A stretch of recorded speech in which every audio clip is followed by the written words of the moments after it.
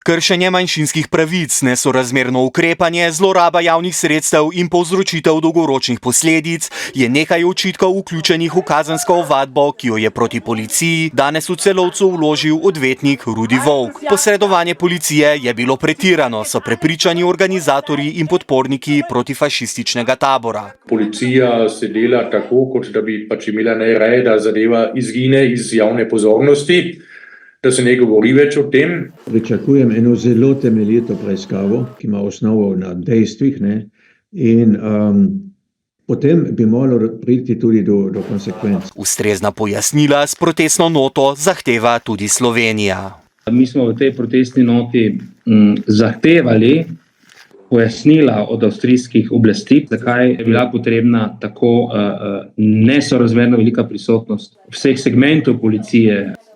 O incidentu bo jutri z vodstvom muzeja, pa tudi z okrajnim glavarstvom in občino govoril koroški deželni glavar. Ich werde alles tun, was in meinen Möglichkeiten besteht, dass wir hier alle Seiten anhören, dann dazu beizutragen, dass so etwas nie wieder passieren kann. Ki je na pogovore pozabil povabiti udeležence tabora.